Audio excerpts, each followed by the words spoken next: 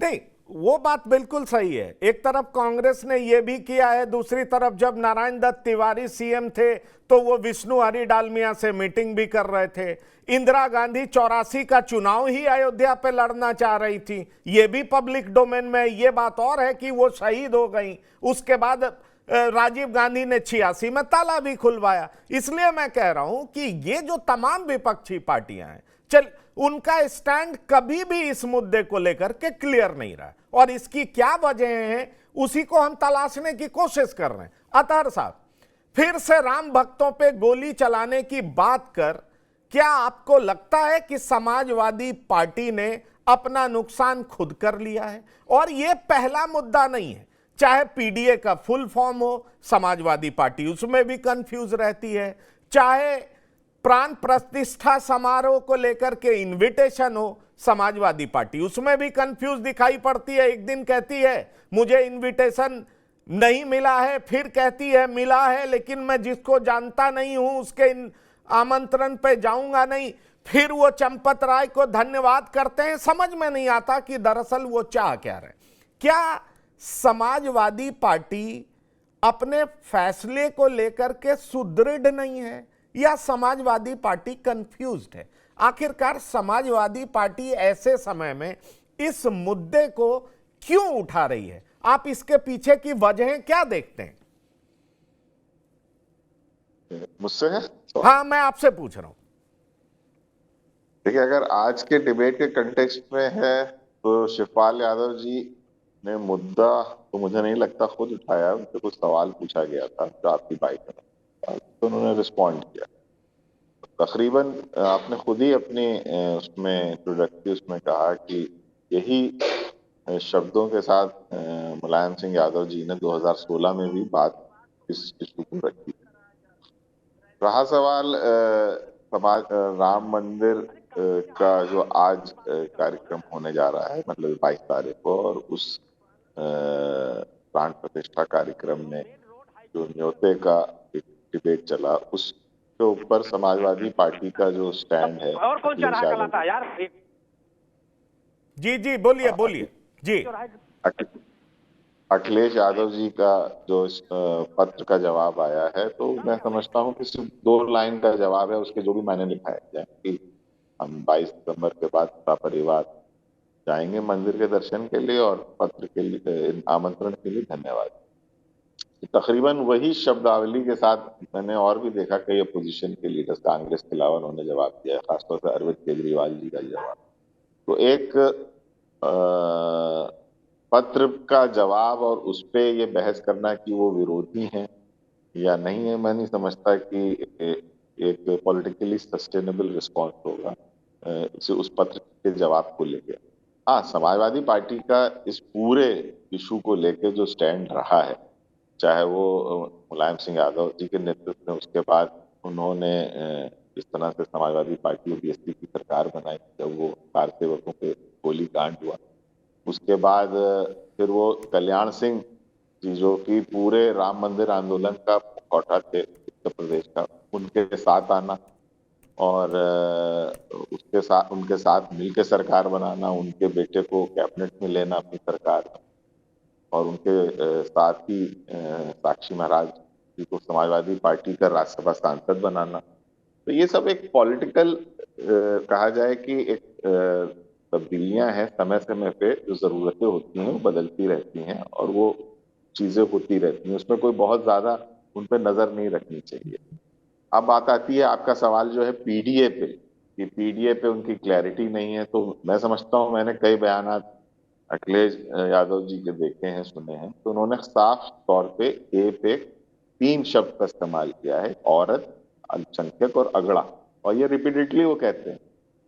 अब वो पीडीए कहते तो वो खुद क्वाइन ना करता, तो कई चीज अक्सर कुछ शॉर्ट फॉर्म्स जो क्वाइन किए जाते हैं तो उसके कोई मकसद होते हैं, तो पीडीए पे वो 3 ए का इस्तेमाल वो कर चुके। तो मैं यहाँ कोई समाजवादी पार्टी का पार्टी के उसके पैनलिस्ट की हैसियत तो नहीं, बट हाँ, जिन बातों को आपने उठाया है उसमें ये आने वाले दिनों में चुनाव अगर 24 का उत्तर प्रदेश राम मंदिर के इशू पे होगा, तो उसी स्ट्रैटेजी में, क्योंकि राम मंदिर की अगुवाई में कांग्रेस भाजपा जो है सबसे आगे है, तो और भी पॉलिटिकल पार्टीज हैं, उनको भी अपनी पार्टी का अपना वोट बैंक को इंटैक्ट रखना है, जो भी उनके साथ, तो उन उन मुद्दों को वो लेके जाएंगे। तो समाजवादी पार्टी की यही स्ट्रैटेजी है, और देखते हैं कौन इसमें कामयाब होता है, वो आने वाला चुनाव का नतीजा बताएगा, अगर ये सब कुछ राजनीति से ही रिलेटेड है तो।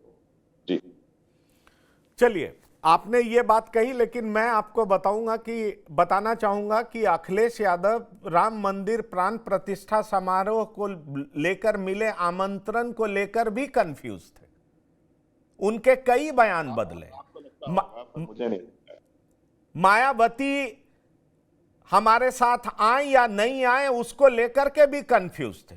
अगर ये उनकी रणनीति है, पर उनका कंफ्यूजन साफ दिखा है। जब मायावती के आने की बात हुई तो उन्होंने कहा कि ये कौन गारंटी लेगा कि इस चुनाव के बाद वो नहीं बदलेंगी।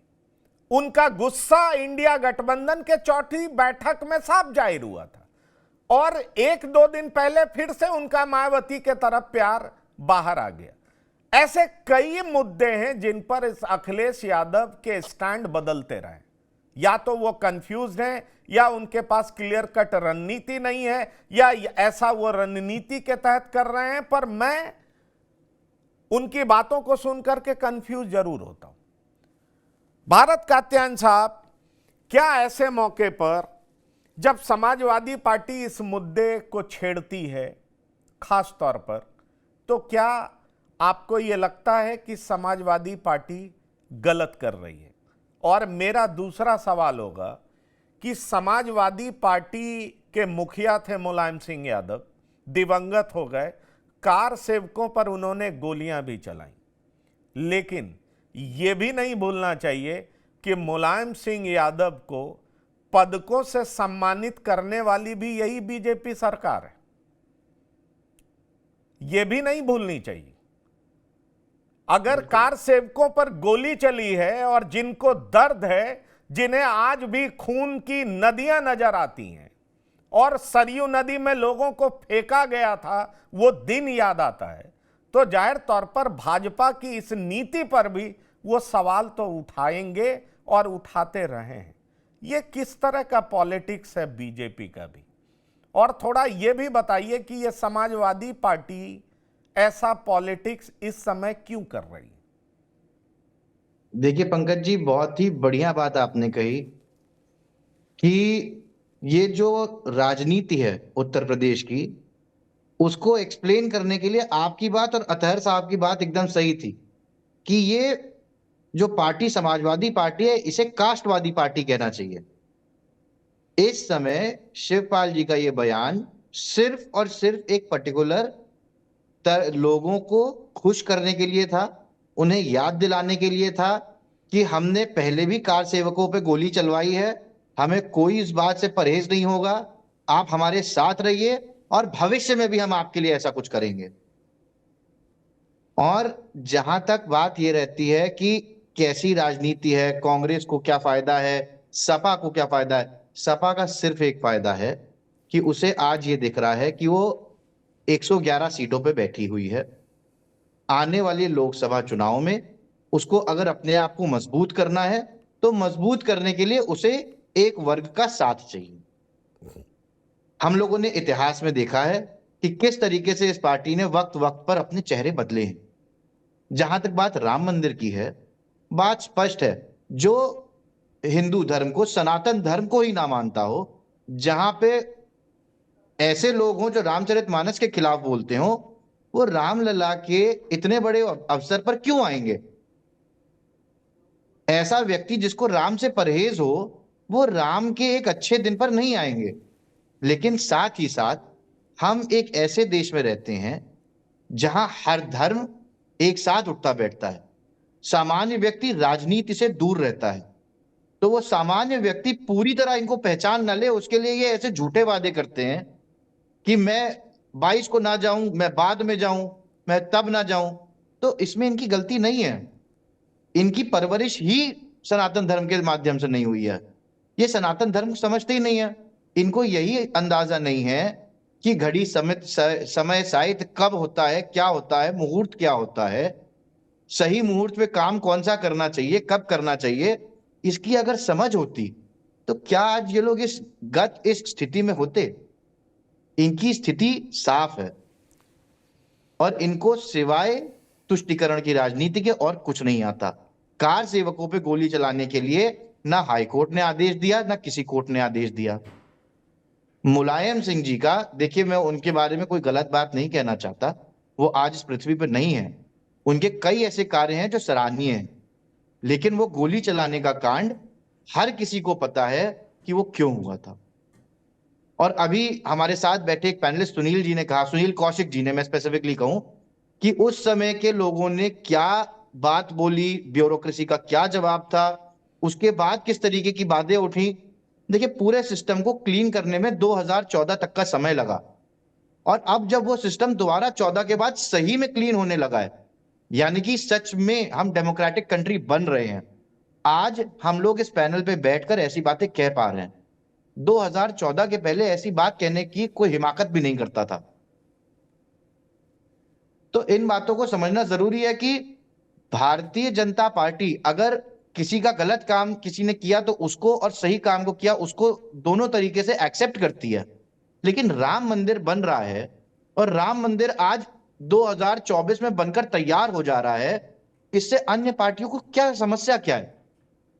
मैं तो यही नहीं समझ पा रहा कि इसको एक पॉलिटिकल एजेंडा क्यों मानते हैं।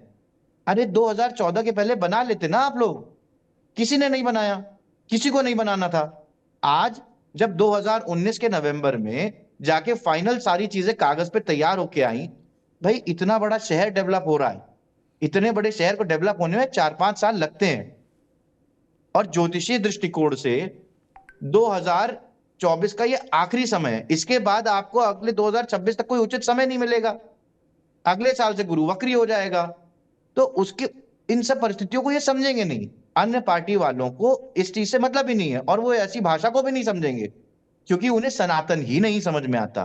तो गलती उनकी नहीं है, हम लोगों को बड़ा होकर उन्हें क्षमा करना पड़ेगा। नहीं, पर मैं आपसे इस बारे में जवाब चाहूंगा और मैं फिर सुनील शुक्ला जी के पास जाऊंगा। मैं आपसे इस बारे में जवाब चाहूंगा कि कार सेवकों पे गोली चलाने वालों को इस सरकार ने पुरस्कृत क्यों किया। बड़ा सवाल यह भी है, अगर आज उन्हें तकलीफ है तो उनको भारत रत्न क्यों दिया, यह तो एक सवाल है ना।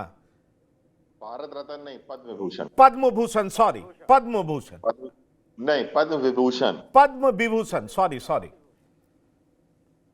ये सवाल मुझसे है, भरत जी से है कि पंकज जी? हाँ, नहीं, भरत कात्यायन जी से, आपसे जी। देखिए उनके अच्छे कर्मों को भी नकारा नहीं जा सकता है, उन्होंने प्रदेश के लिए कई ऐसी चीजें करी हैं। मैं आपको यही भरत जी मैं आपसे सुनना चाह रहा था, लेकिन इस बात को लेकर के बहुत आक्रोश है। ये बात और है कि वर्तमान में सरकार अपनी बुलंदियों पर है, लेकिन इस बात को लेकर के बहुत आवाज उठी और ये आवाज उन लोगों के बीच उठी है जो लोग इस सरकार को या राम मंदिर बनाने को लेकर के कार सेवा किए थे। ये मैं आपसे बताना चाहूंगा। जहां तक आप कह रहे थे कि 2026 तक मुहूर्त नहीं था, तो मैं आपको यह भी बताना चाहूंगा कि इस पर भी आपत्ति है। कहा यह जा रहा है कि जनवरी महीने में ही तारीख तय करने की बात कही गई थी, इसलिए जो बनारस के पंडित जी हैं उन्होंने जनवरी में ही तारीख को तय कर दिया। इसके पीछे पॉलिटिकल रीजंस भी है और हो सकता है, मैं इससे इनकार नहीं करता हूं। देखिए पॉलिटिकल रीजन हो या ना हो, अभी आपका जो प्रथम सवाल है उसका जवाब मैं आपको दे दूं कि देखिए लोगों के बीच नाराजगी है और नाराजगी होना ही एक हेल्दी डेमोक्रेसी की असली पहचान है। अगर नाराजगी नहीं है, कोई आदमी को अपनी बात कहने की आजादी नहीं, जैसे मैंने भी कहा कि 2014 के पहले इतनी आजादी नहीं थी हमको, आज हमें आजादी है, हम अपनी नाराजगी व्यक्त कर सकते हैं। आज मैं कुछ देख रहा हूं, कुछ महानुभाव शंकराचार्यों पर सवाल उठा देते हैं, शंकराचार्यों को डिबेटों में ले आते, कहते हैं कि शंकराचार्य ने ये क्यों कहा, वो क्यों। अरे भैया वो बुजुर्ग हैं, बड़े हैं, उन्होंने जो कहा उन्होंने सही कहा, लेकिन साथ ही साथ आज जब पूरा विश्व, पूरा संसार, पूरी सृष्टि बदल रही है, तो हमें कुछ चीजों को प्रैक्टिकली ही सोचना पड़ेगा। इसीलिए हम लोग हिंदू राष्ट्र नहीं है, इसीलिए हम लोग डेमोक्रेटिक हैं। हमारे देश में इसीलिए ये कहा जाता है कि हम लोग सिर्फ एक धर्म के बारे में नहीं विचार कर रहे। हम राम मंदिर बना रहे हैं, हिंदू लोगों का सपोर्ट करते हैं, उनकी संवेदनाओं का ध्यान रखते हैं, पर उसको सही समय पे जब कहा था कि बना के देंगे, तो बना के डिलीवरी करना भी तो हमारा काम है। अगर हम डिलीवर नहीं करेंगे तो हम गलत सरकार हैं। अगर हम डिलीवर करने